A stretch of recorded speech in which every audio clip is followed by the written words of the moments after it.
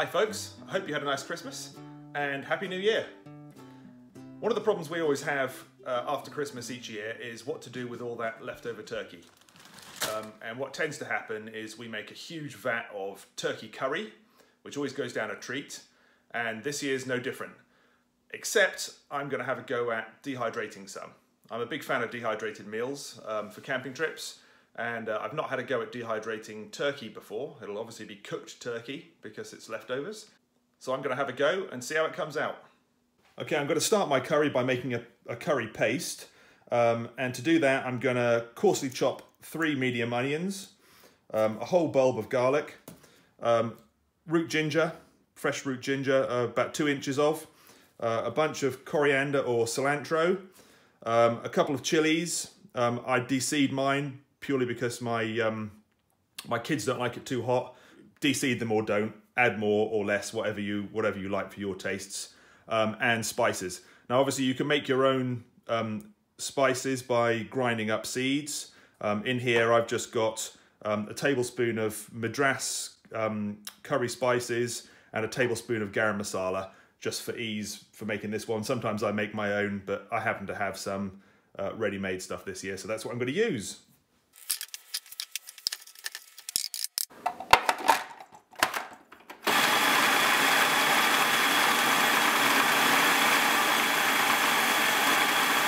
Okay, that's my basic curry paste.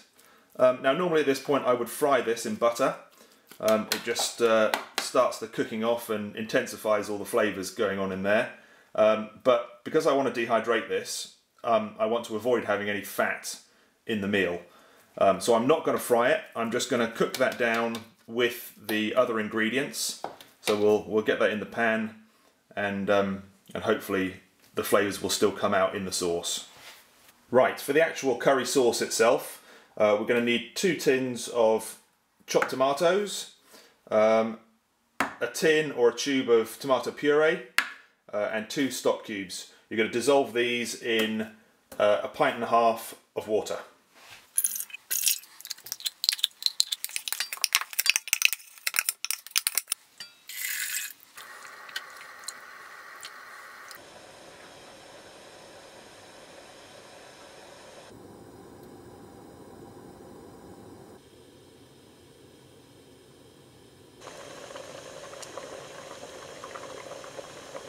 And then the last thing to go in just at the end is spinach, chopped up spinach, and another bunch of chopped up coriander.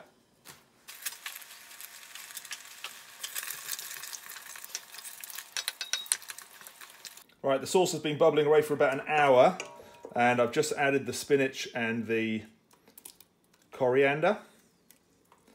And it's looking really good and thick.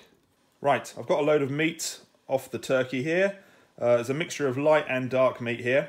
Dark meat's my favourite, but we had a load of light left over anyway.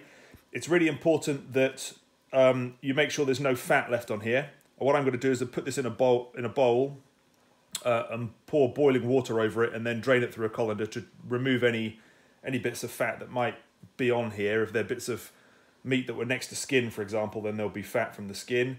I want to get rid of all of that fat.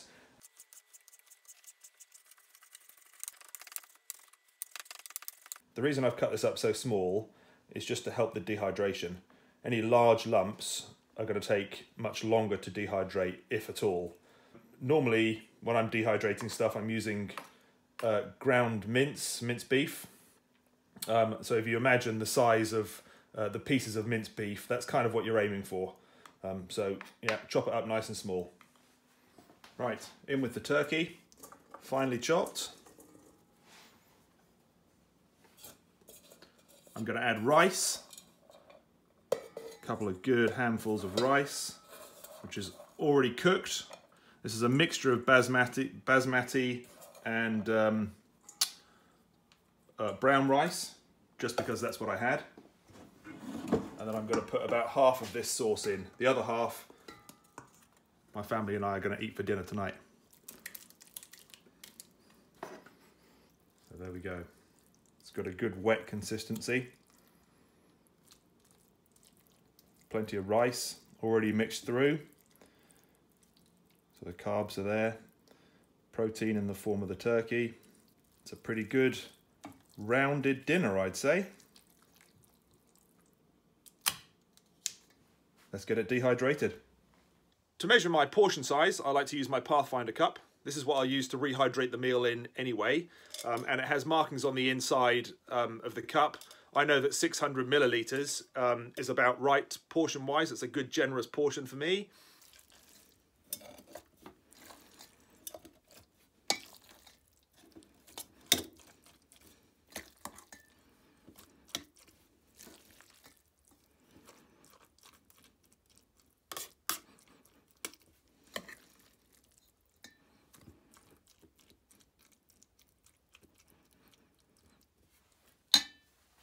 This is my dehydrator. It's just a simple model, and I have 6 of these trays which go in, so I can do 6 portions at a time.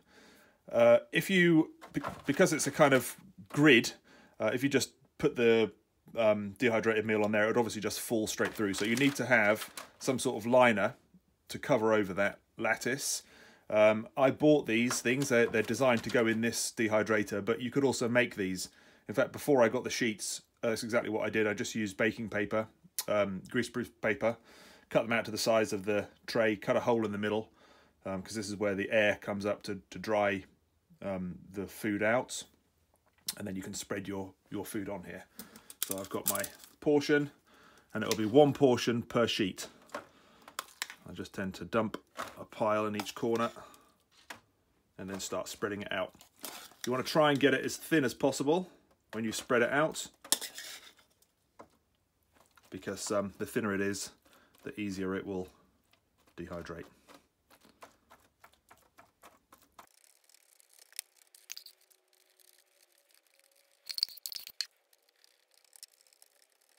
Well, that batch ended up making 4 trays, so that's 4 meals. I'm pleased with that. That's 3 to keep, and 1 I will rehydrate as part of the video, so you can see what it looks like dehydrated and then rehydrated. So I'm going to set it at 70 degrees, and I'm going to put it on for 12 hours initially. It'll probably take longer than that, but you know, I'll check on it after 12 hours and we'll see how it's doing.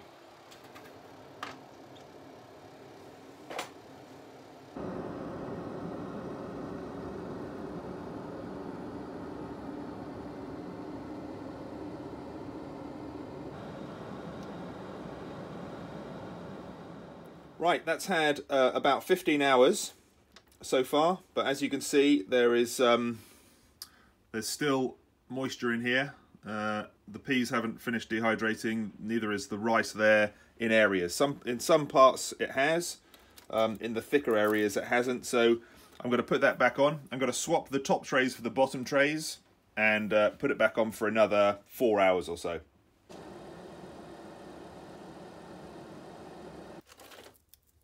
That's better. You can see it's completely dried out now. It's got a good snap to it. There are no wet bits in there at all anymore. Okay, I'm going to transfer this first of all into this bag here, and I'll show you why in a second.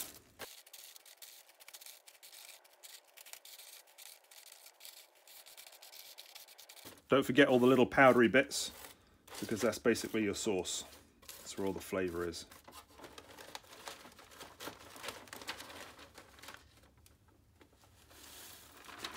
Out of the machine, this is what it'll look like. Largish pieces, quite jaggedy, quite sharp, could poke holes through the bag, and a lot of air in there. So what I like to do, and the reason for putting it in this bag first, is so I can scrunch it up.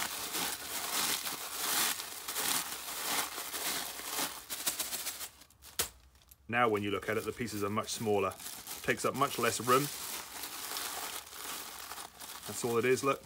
And that is 1 hearty meal for 1. When it comes to packaging this, I then like to put it in a freezer bag, a Ziploc freezer bag. The bags are just thicker than these ones here that I used. And you can obviously seal that then. I also put in a couple of napkins and a salt and pepper sachet. And then everything in there. Everything is contained in there that I'd need for that meal. And obviously the napkin, if you're using a wood stove, you can obviously use that for tinder as well. Now, if you have access to one of those vacuum sealing machines, those food saver machines, that would probably be a better way to store this. You know, I've stored these up to half a year before, and they've been absolutely fine. I'm sure they'd last longer than that. And in a you know, properly vacuum sealed, I'm sure they'd last even longer than that again. I've also heard of people freezing them just to make them last even longer. To be honest, I don't know how long they last, but certainly long enough for my needs.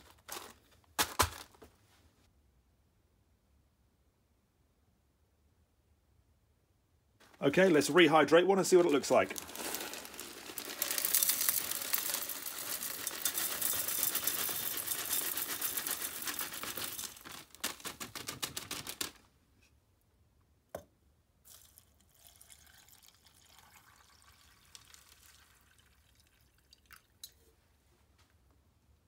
I thought I'd give my Optimus a run today. I haven't used this in ages. So we'll stick him on and bring him up to a boil.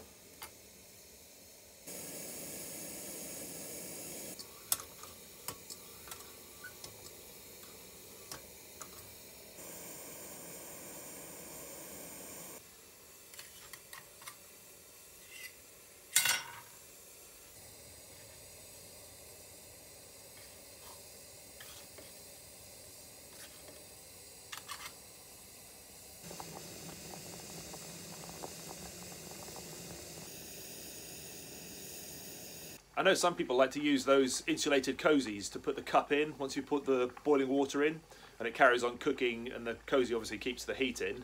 I've never used one of those before, but I'm sure it would work just as well with one of those. I've just always done it this way, just always brought it up to the boil and simmered it until it's ready. I don't know whether it's any quicker. Obviously you're saving fuel the other way. And there we have it. Looks very similar to how it did before it was dehydrated. There are still chunks of turkey. The rice has broken up a little bit, but it still looks like grains of rice. All looking good. Let's try it.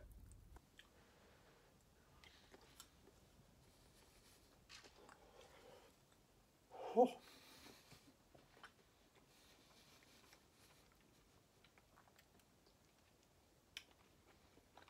It's really nice.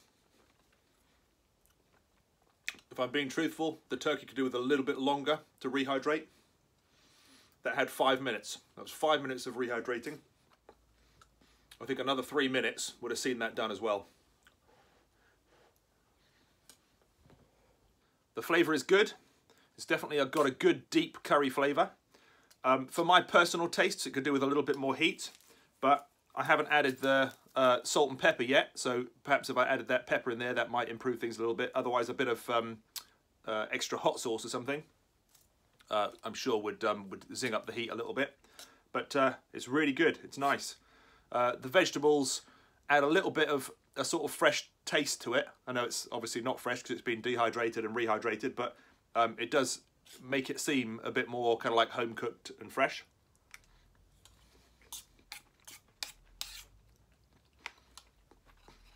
And that's packed full of energy.